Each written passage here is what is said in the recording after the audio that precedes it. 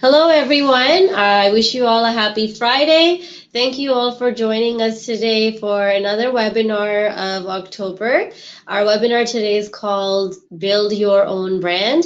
My name is Sonia Siddiqui from Online Services Access Employment, and joining us today is Esteban Davila, who's the head marketing at HP Canada. Esteban, do you want to say hello to everyone? Hello, everyone. Very excited to be with you today.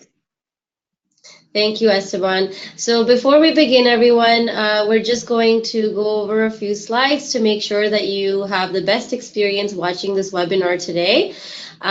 Just to let you know, you are all on listen-only mode, so we will not be able to hear you, but your questions are very important to us, so please type them into the questions tab, and please be sure to keep your questions short so that we're able to read and reply to them right away. And for best results, please use a laptop or desktop computer, as mobile devices such as tablets or cell phones will not give you the full effect of the webinar. Your feedback is always important to us, so please do fill out the survey at the end of the webinar.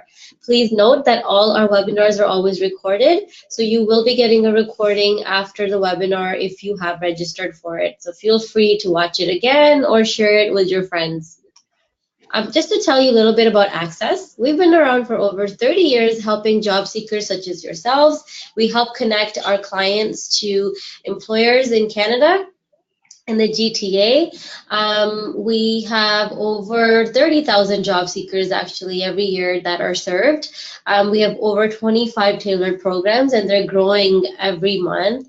We have over 5 locations in the GTA, 3 national programs, and online services such as our pre-arrival program for people who are PR card holders and are on their way to Canada, our webinars that we bring to you, other online events such as online speed mentoring, open houses, job fairs, and more. So to find out more, visit our website.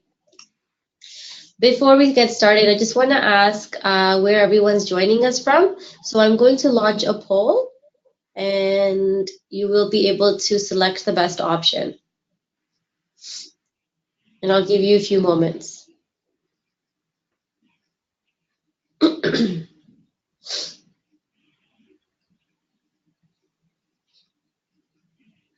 Perfect. Thank you, everyone. The next one is asking you whether you're currently employed. Again, I'll give you a few seconds.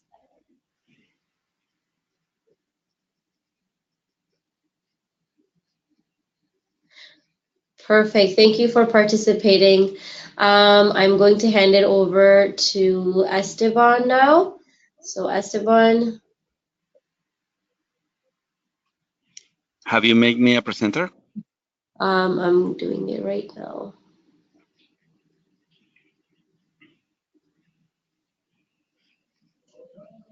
You can share your screen now.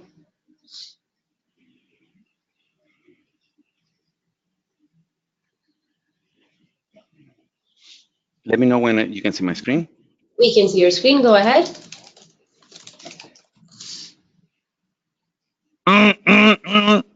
This is an emergency. This is an emergency. Is there a doctor in the house? This is an emergency. I don't know about you guys, but every time I think of going to a new country and leaving everything behind that I know and starting all over again, my heart gets pumped. This is very personal, and I feel the fever running high. You need to be in top physical condition because this is a long marathon. It's a long haul. And when you move into another place, guess what? You're actually starting late. Others starting before you. Also, it's to be handled with intensive care. Every day counts. Every connection that you make, every people that you meet. So with a little start, I want to introduce myself again. My name is Esteban Davila. I'm originally from South America, and I've been here for 10 years. What I would like to cover today is basically my own personal experience. I want to talk to you about how was my integration process coming into Canada. I will even share some personal details. And I want to give you some high-level tactics of how to be job ready. I also want to share with you what I built that was a useful tool that is called a marketing professional profile. And I want to share with you a sample. More than anything, I definitely have a lot of fun doing this. I think it's great to be sharing with others the process I went through, and I hope you have fun too. So I'm very relaxed. I want to just go ahead and start telling a little bit about me. So the photo is me in the center. I basically I'm a father of three boys. I've been married to my wife Camila for more than 25 years, so I did marry very young. One of the things I find about myself, I love design. You have Fiat 500, which I think is a jewel of Italian design. I'm also a huge fan of the Beatles. I love music. Uh, what you see at the center is something I came up with while I was going through my own process in defining who I was, starting in a new country.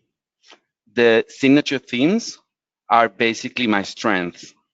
I did a test basically that helped me understand where were my strengths and my weaknesses. And what I decided was to focus on getting better on the things I'm already good at rather than to try to fix the things I'm not so good. So one, and actually you can see it's the second one, is positivity. Being positive is the one thing that I basically find very, very important. Today, I will not cover, details on how to write a resume or cold calling, all the tools. You will definitely, when you partner with Access, you get that information from them. And as I mentioned, this is a long process. And the one, it's a process that you kicked off when you decided to move to Canada. It is painful, I have to admit, at a given time, being in a new place, not having a job is hard. But not having a job doesn't define you as a person. It's many other things that are more important that define you, that define who you are. Uh, I want to leave you with three desired outcomes. If you remember anything from my presentation, the first one I already mentioned is attitude, positive attitude. The second one is how to be successful in whatever you decide to do in your new home. And third is about being job ready.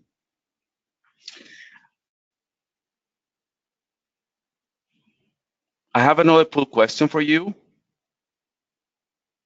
Sonia, do you have to share the question on the poll? Yep. So I wait So for you. yeah, we'll give you a few moments to select the best option. Esteban, are you able to see the results? Not really. If I you can click only on see. if you click on polls Okay. in the panel, if you click on polls, you should be able to see it. Yeah, but it's okay.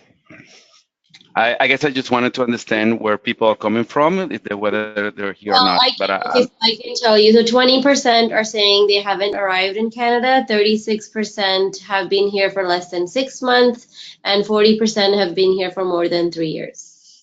perfect. Okay, so let's move on. That's amazing.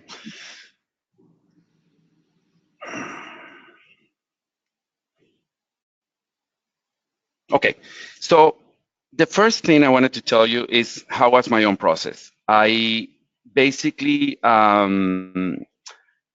read a very interesting book. It's called Who Stole My Cheese? It tells about change. It tells about mice realizing that the cheese where they live is running out. And I decided to basically, it was time for me, like the mice in the stories, to get my sneakers and find another place where I will find more opportunities. I've decided to come to Canada for very personal reasons, but one of them was the fact that Canadians are looking for new talent. So we're a country that's welcoming um, those who want to become part of this society and those who want to contribute. And I was also very keen to the fact that I could become a permanent resident status even before coming to this country.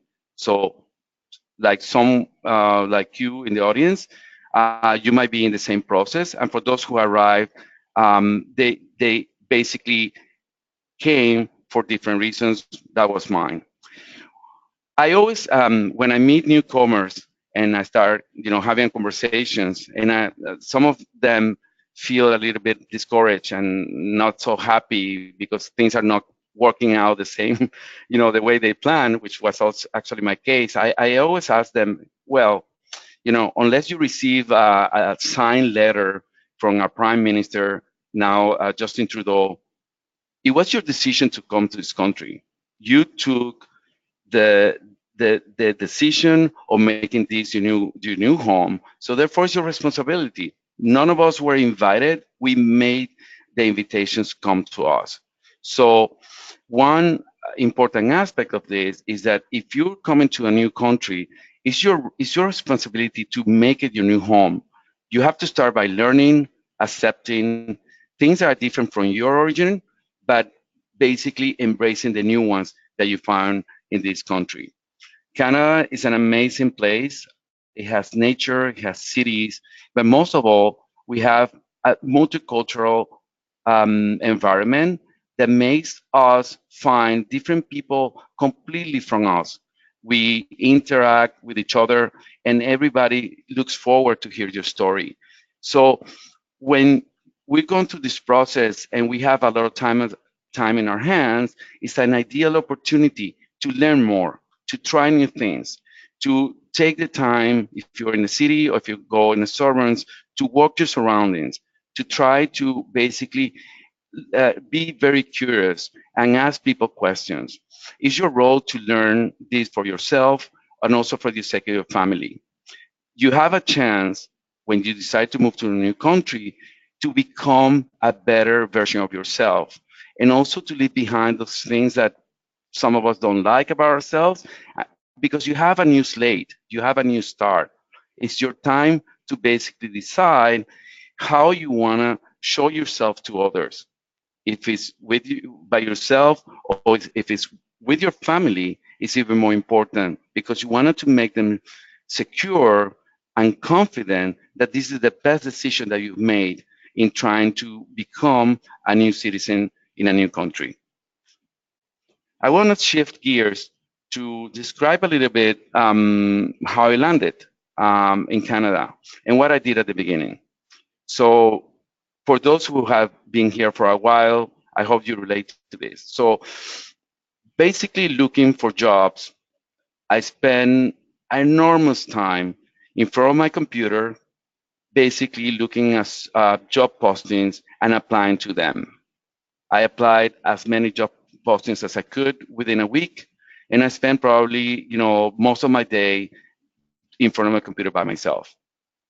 Therefore, a lot of frustration because you know what? I never got any answers back.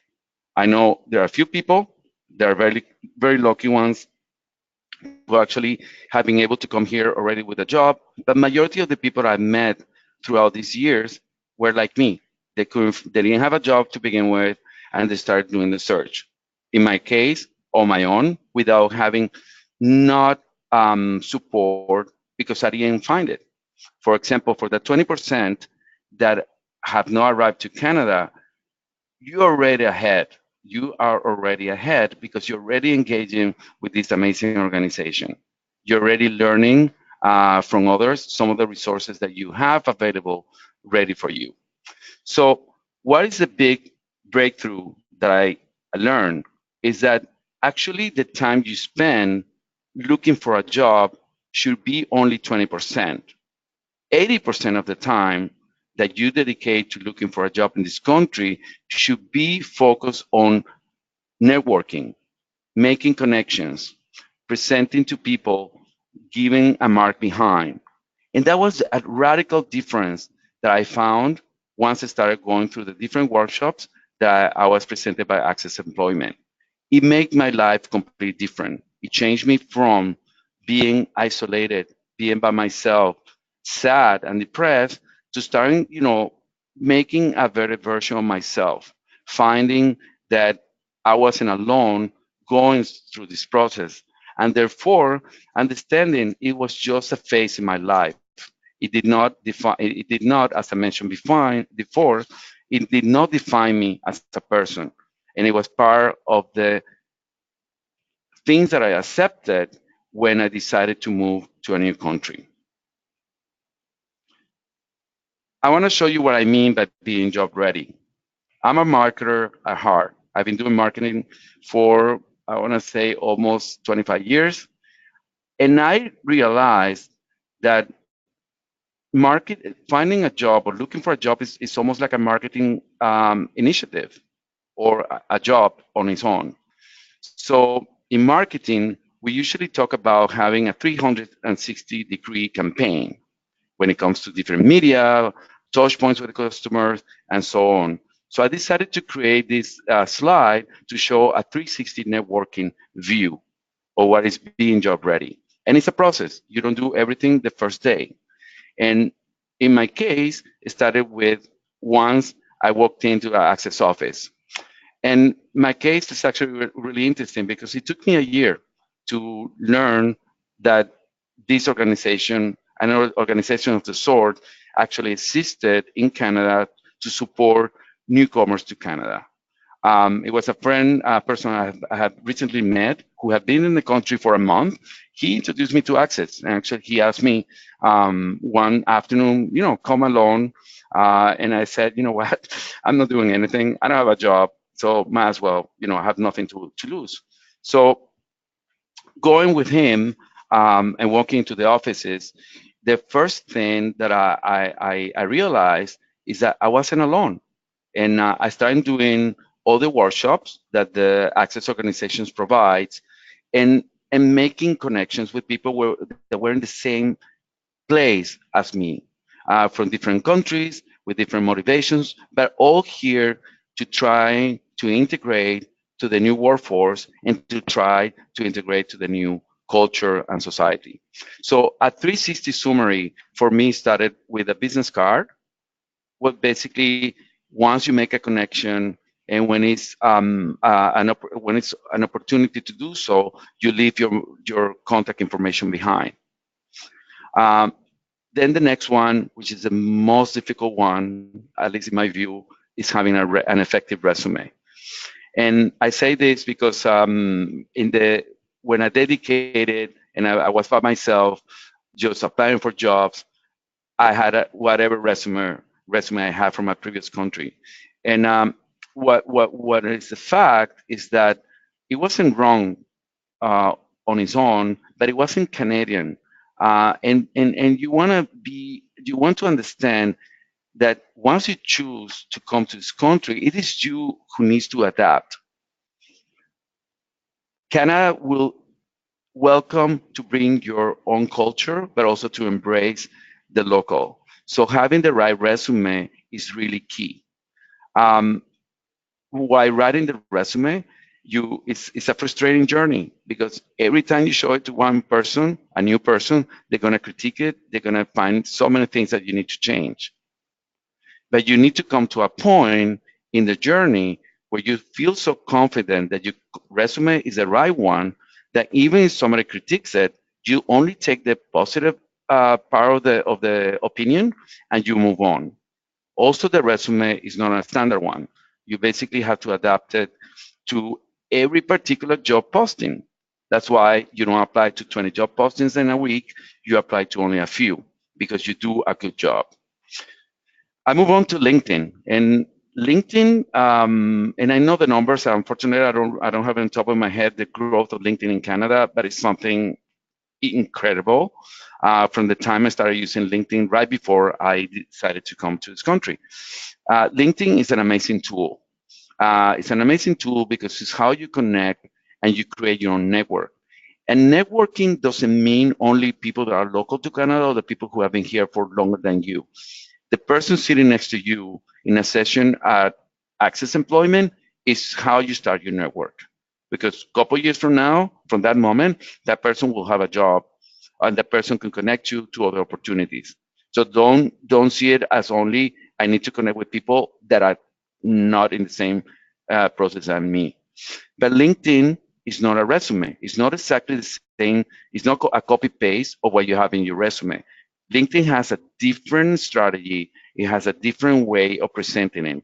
And of course, this is my vision. This is how I've done it. Um, I personally looked for people that I've met that I admired in the higher position that I was inspiring to get, and I pretty much took their template and adapted to my own experience. The next one is very, very important. It's the 30-second speech. And this is something that if you never look for a job, or let me put it this way, looking for a job in your home country is completely different ball game because you have a lot of people that you know. Once you come to a new one, you need to be very sharp in how you introduce yourself. And not every occasion will give you an opportunity to ask for a job, but you need to practice those.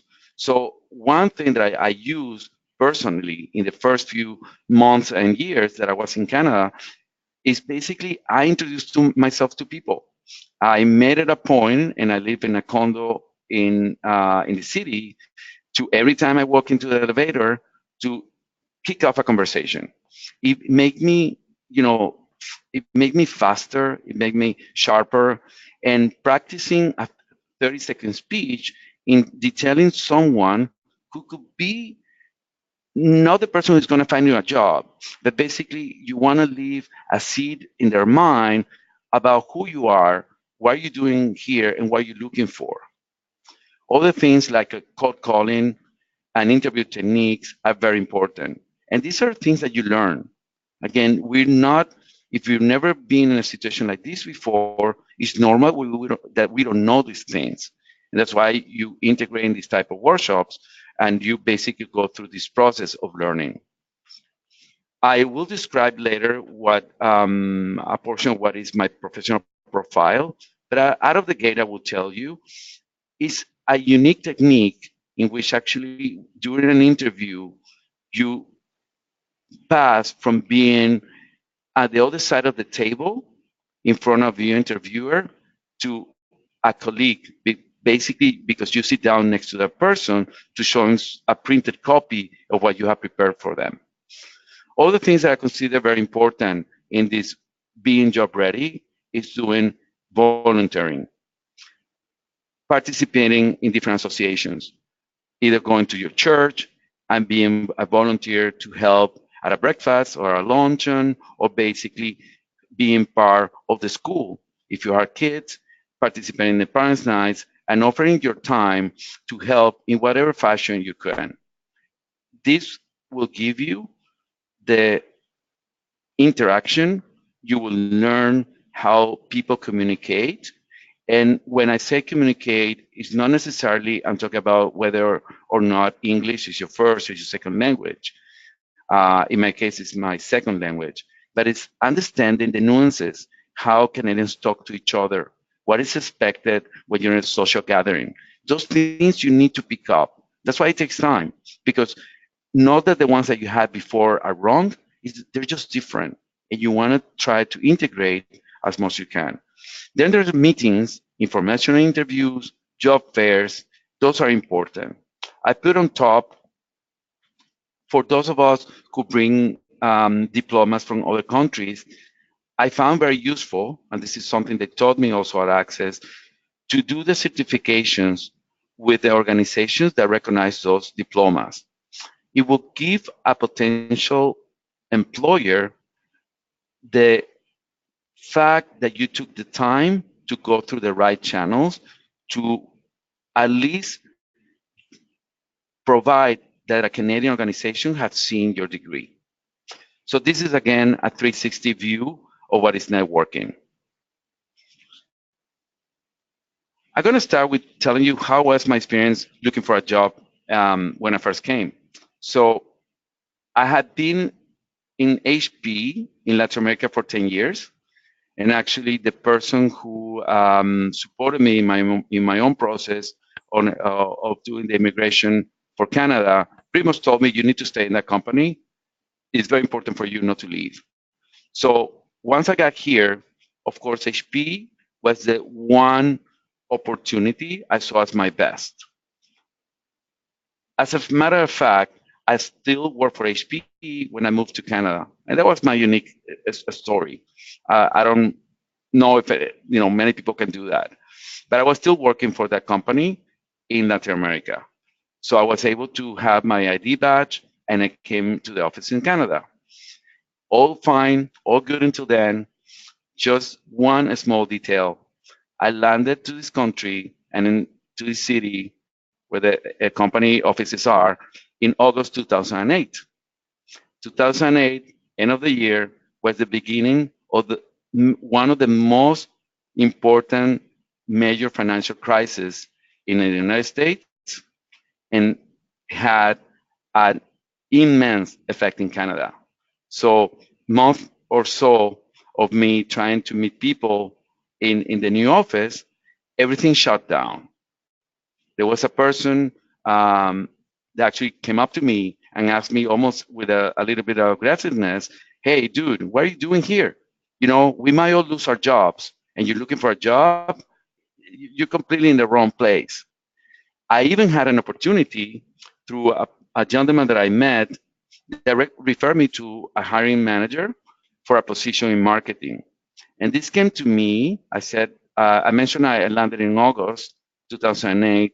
That job interview came to me in January 2009. So a few months later. So I was there at the right time, at the right place, even though the crisis. So what happened is that the hiring manager did wanted to hire me, but he cannot hire a person who had been an employee without having 6 months to a year of separation between the two roles, because he was hiring as a contractor and not as an HP employee. So pretty much my world shattered. I went down because all the effort that I had put in place into my only job search opportunity, at least it seemed at that time, went down and out. This when this After this, and after several months of soul searching, that's how I came to Access. And I did the marketing and sales training workshop that actually lasted at the time 3 weeks. And my attitude changed so drastically that after a week, I was already working. So my first job was at a small advertising agency. I got through that through networking. So a friend of a friend of mine, I learned her father was the owner of an agency that was actually going downhill. He had some fame and had a glorious time maybe 10 years ago, but basically he had lost most of the accounts. I still called him and made an appointment and went to visit him. And pretty much he wasn't looking for anybody. I presented myself as, "You're gonna hire me. I'm gonna help you get back in your feet.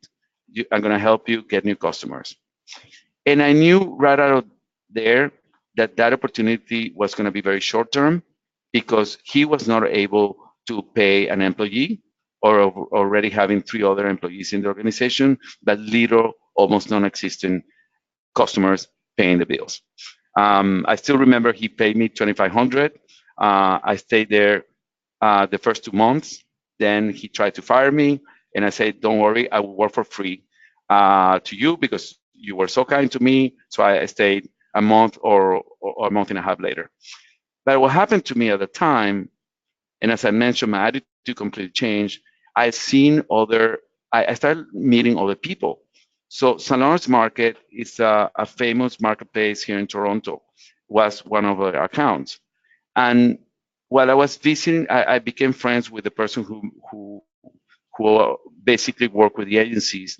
And while I was there, there was a sales conference of a company I never heard of, which is Spin Masters, which is a Canadian, is the third most important toy company in North America, but it's Canadian based.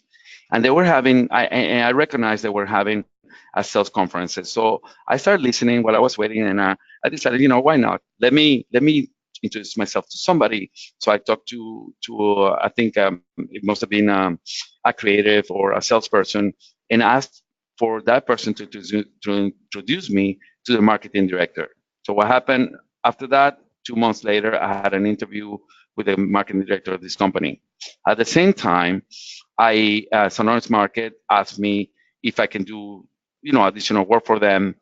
And then I received a call from a person from HP that I had met 2 years prior.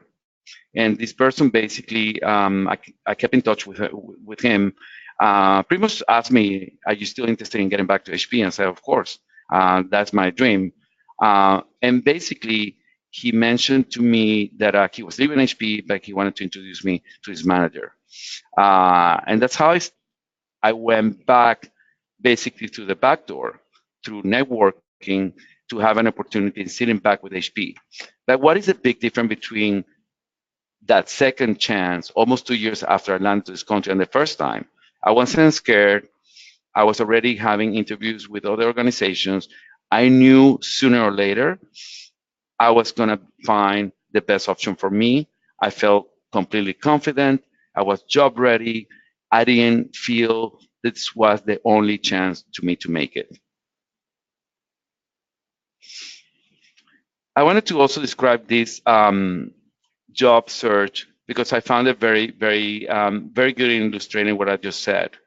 So, what is a retailer company? They specialize in making retail environments for different type of companies. Here, they work for the most important supermarket chains, and they also have influence beyond Canada, US, and Latin America. So I saw a job posting pretty much looking for Esteban Davila. It was a job posting made to fit perfectly to me. I couldn't believe it. I felt this was it. And this happened pretty much before I started having new conversations with HP. So what I did was I'm gonna tackle this one as a mission impossible. I'm gonna look for all the things that I've learned, and I'm gonna use them. I'm gonna put in practice. So of course I uploaded my resume. I also printed my resume, put it in an envelope. I sent it by email to different departments in that organization. I went to LinkedIn, which is something I learned at the time that was really interesting. It's basically looking at people who belong to the organization, who had a recent promotion. It's actually a very interesting fact if you're able to figure out, because that person is really happy. And once I did that, I found the name of someone who had been promoted at what, and I basically cold called that person. And I remember very clearly that the person, answered the phone, pretty much busy in the middle of the day, asked me, "Who are you?" And I said, "Well, my name is Esteban Davila. I'm very interested or in learning more about what, because I'm also a retail professional, and I wanted to understand, how do you see the trends in the market?" So this person was a bit annoyed with that and say, "Why are you calling me? And, I don't know you. Who are you calling from?" And I basically say, "Hey, full disclosure, I'm looking for a job. I applied for whatever job was at the time, and I sent it to your HR. I applied on your website, but I know I need a little bit of an extra push. And that's why I took the liberty. I found your name in LinkedIn, and I called you. And that's where I am right now." And so the guy told me, "Okay, hold on. Give me 1 second. Hold on." And he put me on hold. And after, I don't know, what seemed to be an eternity, he says, "Okay, somebody's going to contact you from HR." So I got to the interview by doing that. Actually, the HR person did not interview me. I went directly to the hiring manager. And throughout my interview, I did everything perfect. I applied all the things that I learned. And what happened? I didn't like the guy. He wasn't the right fit for me. I wasn't going to be able to work with that person. So even though I still did not have a job, I felt this was a success story for me. And right after that, I started having new conversations again with HP. And then, long story short, I've been in this company for 8 years. I also want to tell you another success story. Once I started working with HP, and I pretty much focused the first, I would say, 3, 4 years to kick off my career now in Canada. And I landed pretty much to same, more or less the same level of role that I used to have, but 2 years later. 3 years or so into HP, I decided I wanted to work and give back to the same organization that helped me go through my own process. So I started volunteering with ACCES Employment and basically doing mentoring for people that were going through the same process as I did in previous years. So my friend here was pretty much 2, 3 years in the country. He was doing what he felt was endless job. He was doing sales at a store, and basically spending 10 hours a day, as much as he could, because of course, in a survival job that we call in Canada, you make little money. And what happens is that because you make little money, you try to work as many hours as you can. And I always felt when I first met him that, and him being my first mentee, for me was huge. But he was very down. He was very depressed. I saw many of the signs of my own process with him. And I remember very well that at the first couple of meetings, even though he tried to be excited, he didn't believe it. And we came to a moment where when you do mentoring and you're a mentee, you have a partnership, and you have responsibilities on both sides of the partnership. And I remember I had requested him to do some revisions to the resume, and in the next meeting, basically he came with a piece of paper, very bad written, not very formal. He different than me. I always dressed up for the occasion. I was wearing a suit. He came in, as he could. I felt altogether he wasn't given the relevance to the relationship, and I walked away from him. I said, "Dude, when you're ready to commit on your own success and commit with me, call me." So that did happen. He basically realized that he was going down and was not taking, seriously the opportunity that he had of working with Access and having a mentor, and we turned it around together. It's mostly of the work was his. Mine was only to provide ideas, suggestions, and after I felt he was ready, I started opening up my own network to him. So 2015, he found a job now as a sales specialist in one of the largest channel partners through network that I was open to him because I felt he was ready to do that. And he has probably, after that, being able to grow in that organization from his own merit. So, getting to the last part of my presentation today, I want to share with you what I mentioned is the professional profile. In my case, I do a lot of introspective review of my own career, and that's why I decide to call my own specialty as brand strategy and design.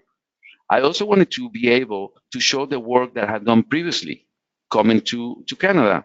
Because the one thing even if you did not work for a multinational company that's present in both countries, what we're looking when we hire new people is a skill set, transferable skills that you can bring to a new role in Canada.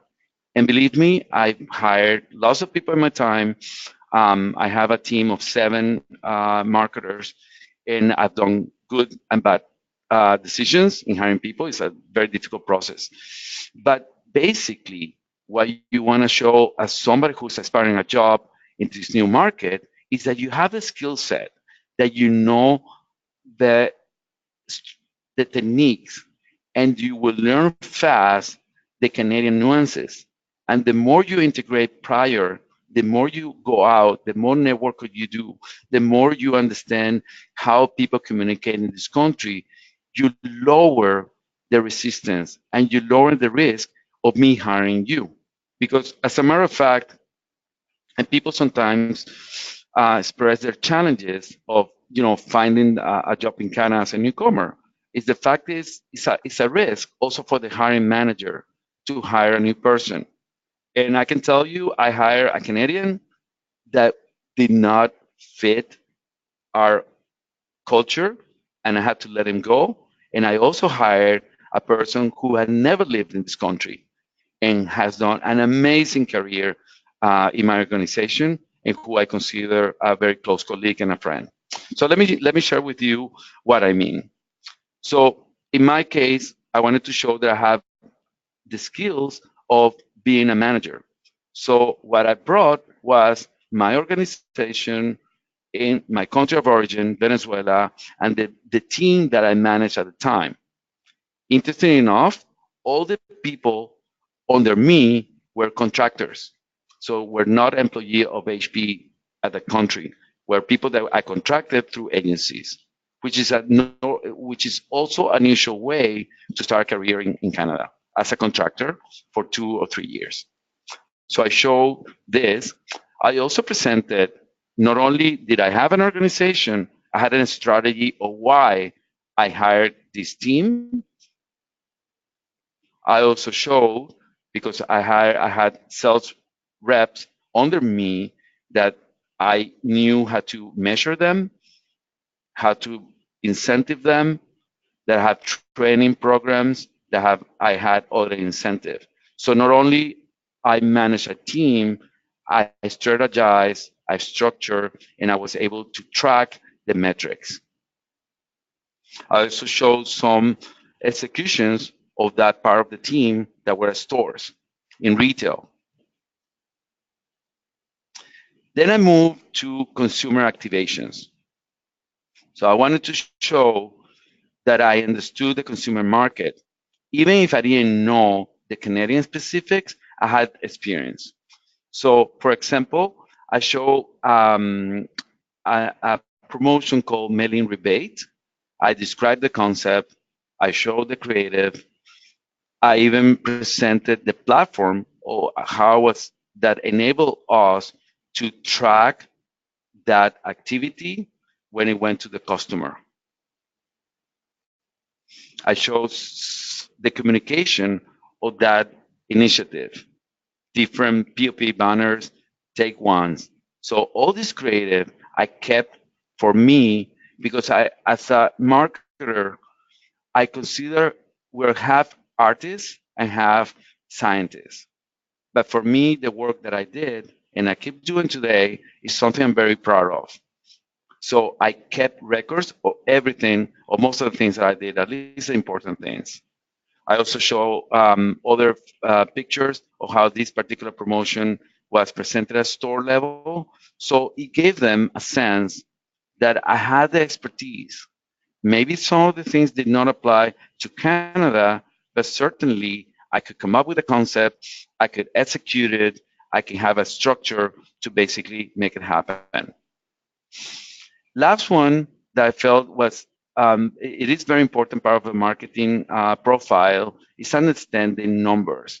So as I said, half of marketing is being a creative or being an artist. The other half is understanding numbers. I wanted to show some of the work that I did for Venezuela at the time that actually was very driven by metrics. And I presented some of the highlights of a report that I created on my own, for which I actually had to learn how to do database, which I didn't know before.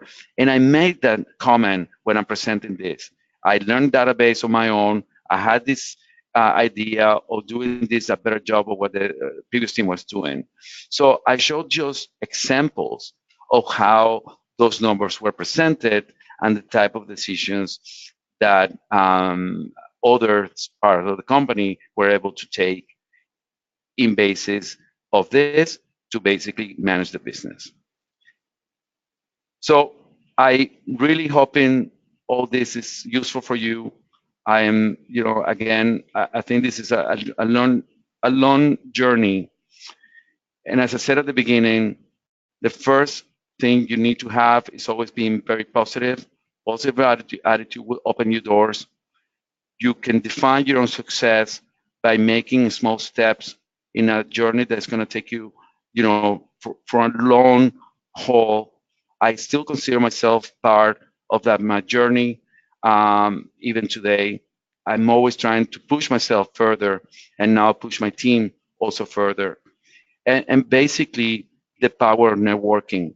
Even today, I enjoy going to any meeting, any event, and introduce to people that I don't know, rather than to hang out with people that I don't know. So this is all for me today. Thank you very much. Thank you, Esteban. That was very insightful, and it was great for you to share your experience. We already have a lot of questions rolling in. So everyone else, they'll give you a few moments to type in your questions. Please make sure you make them nice and short so that it's easier for us to answer. Going to questions now. Um, all right, so Grace has a question and she wants to know from the 360 networking slide that you had, what is the difference between business cards and a professional profile? Okay, so very simple. The business card is something you will hand out directly to a person that you meet, that you create in a network, so they have your contact information. Um, the professional profile, and I'm sorry, I did miss to say that. The presentation that I shared to you at the end is actually a printed presentation. And I basically took that with me during an interview, and asked from for the person who's actually the hiring manager for a time for me to share that deck, that printed deck with that person. So not only provided the vision that I had prepared very well for that presentation, it gave me the opportunity to drive the conversation on the direction of that I decided, because all the work that I presented is mine, so it's easy for me to talk about it. So, so two different things completely. The business card is important because, again, people might not remember you. On top of that, I will use LinkedIn always as a way to connect with others, whereas the professional profile is a printed presentation. Thank you. Another question we have is from Rachel. Again, I know you already talked about it a little bit, but if you could go over, the 30-second speech, just to maybe give an example, or how to really create it and to make it effective. Okay, so you will have a workshop on that in ACCESS. That's how I learned, and there's definitely a structure. But what you want to be able to say, and it's also called 30-second speech or elevator pitch, is a selling pitch. And I do that today. I I'm in my building, and all of a sudden I see my general manager, and I say, "Oh, I need to sell her the idea of an event that I want to participate." So basically, you very fast you tell the person why you're there, what is it that you have that make you capable of of going to a direction that you have defined for yourself, and then clearly telling that person what is the direction. So if I'm introducing myself to you today, I would say my name is Esteban Davila. I'm a marketer with experience in both consumer and B2B. I'm passionate about design. I'm passionate about metrics, and I'm looking for, after being in consumer, after being in a company like HP, I'm looking my next frontier doing consulting for organizations that require new marketing and new marketing strategies. So that would be, for example, if I wanted to find a job as a consultant in marketing. Thank you, Esteban. Next question again is from Grace. She wants to know, tailor resume takes about 2 to 3 hours, so it's hard to apply as many jobs. And you mentioned 20 applications per week should be okay. And she wants to just confirm that the result of the tailoring the resume, they can only like apply to a Okay. few instead of sending out hundreds of resume. So how was your experience? How were you Yeah. doing it really fast or? No. Okay. Okay. So actually, it's a great question because it helps me clarify. When I did 20 resumes a week, I was dedicating 100% of my available time to looking for a job, and it wasn't the right strategy. That's the completely wrong strategy. You are applying using the same document to everything that is in front of you. You're not going to get anywhere. You're not going to have an opportunity of landing a job that way. This is when I explain you only dedicate 20% of your time to applying for resumes and 80% doing the rest, mainly networking. So the job that I applied in the retailer named What took me over a week to do one job application. I tailored the resume with enough time. I made sure that every single word was perfectly spelled. I run it by other people. And then I decided to send it by fax. I decided to send it on paper. I went to the offices and dropped it again. And I did the cold calling. So no, it's not 20. There's no such thing. You only apply to the jobs that are part of your job search strategy. You only apply to the things where you have a fit. Applying for the sake of applying just leaves you to frustration because nobody is going to call you back. You need to be, this is my vision, you need to be the closest that you can get to the most experience that you had before coming to this country. And therefore, every job has to be managed, or every job search has to be managed with very delicate, with a lot of work and a lot of focus. Thank you, Esteban. Next question we have here is from Nikesh, and Nikesh would like to know, is there a specific period during the year when recruitment is like at peak? Is it, for example, at the start of a fiscal year, or there is nothing as such?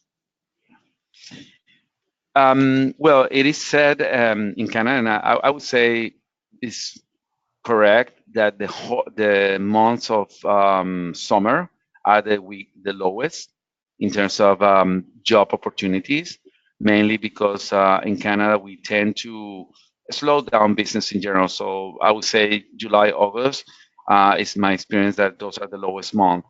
Other than that, I think opportunities might come, and I can tell you from my own experience internally, when management gives you an approval for a new hire. So there's not a season for that in my perspective, other than what I mentioned on the summer jobs, or the summertime. Thank you. Rachel has a question because you were talking about cold calling. She's asking if you found it useful because she's tried doing that and the companies don't find it, they kind of frown upon cold calling. Yeah, it is very hard. It did not always work for me. I was able to nail that two opportunities of job opportunities by doing that. So I would say out of maybe I tried 30 times, two worked. But it's a hard thing to do. I find better is being out there, going to networking meetings, job fairs, going to associations, participating in church, participating in school. That's how you create your network. Those are the most important tools that you have, because, and it's not the quantity, it's the quality. I still today, if I go to an event, I don't try to meet 50 people. I try to meet three. And I don't know, sometimes it's you meet the right person, sometimes you don't. But I think it's the connection. That's why at the beginning, I mentioned about you need to handle every contact with a lot of care. You need to be able to spend the time, if that person permits. Some people might not have the time to talk to you. So yeah, I think it could work if you call the right person, as I did in one opportunity, because that person had the motivation. It's something I learned at Access that that person being promoted is happy, but it's a tough technique. It's not easy. So I wouldn't base my strategy on that. I would practice, I would try it, but that's it basically. Thank you. Um, so Majid has a question. Is there any chance that a job seeker can know why he or she was not hired? Just to improve, whatever they've missed in the interview. Is there a way to get feedback? Wow, yeah, I've never seen that happening. The only I've never seen that happen. The only way you do get is when you know somebody internal in the company. Yeah. And I can give you an example. Uh, a person contacted me, actually, friends of my sons contacted me to present me his girlfriend resume, and because it was him, I pay attention. And what happened is that this person had applied to a position already at HP. So this guy used me as a connection, as a network. And what I did for that person was the hiring manager sits 2 spots from me. I say, hey, I know you're hiring people. I have this referral. So what actually happened is that her resume came from being at the bottom to being at the top. And when the hiring manager mentioned about her, it was very easy for me to call her and say, you know what, you're in a good place. So other than that, I've never seen. Usually, don't get that. The suggestion that I do make is that you practice with other people, either through the organizations such as Access. You do virtual video interviews that basically you can play back and see yourself doing it, or basically with a mentor. Those are the three strategies that I would suggest. But it's very, very rarely that a hiring manager will call you and tell you why you didn't get it. That's correct. Thank you so much, Esteban. This does bring us to the end of the webinar. If you still have any questions, you can email onlineservices@accessemployment.ca. But please note that our email server is down temporarily, so it will be back up and running as soon as I hear about it. But we will get back to you eventually. Esteban, I'd just like to thank you again for taking the time out. I know that you've had a very busy schedule, but you've still managed to take time out for us and our viewers, and we're very grateful of this opportunity. Thank you so much. My pleasure, Sonia. And I really wish you all the best. The fact that you're already listening to this, it tells you you're in the right direction of your journey in your new country. Thank you. Thank you, Esteban. If everyone would stay on the line for just a few more moments, I can just let you know a lot of people were asking resume building questions and how to build your LinkedIn. To answer all those questions, you can go to our website and click on e-access, where you can access all of that material. They walk you through how to make your LinkedIn effective. There's old webinars that are posted over there as well, so you can have a look over there. Our next webinar is happening next week on Tuesday, October 23rd. It's about opportunities in RBC commercial and small business banking, and hopefully we'll see you then as well. And just to tell you a little bit about our pre-arrival services, so if you are on your way to Canada and you have your PR and you'll be here within the next 2 to 6 months, and you fall under the sector-specific categories over here, you can email cec@accessemployment.ca to find out more information. And we are available on LinkedIn, Twitter, Facebook, but we are now on Instagram as well. So feel free to add us and stay connected. And you can see all the events that are coming up soon in person or online as well. So thank you everyone for joining us, and we'll see you hopefully next week. Esteban, again, thank you very, very much. We'd love to have you back in the future, but thank you again. Thank you. Everyone, have yourselves a great weekend.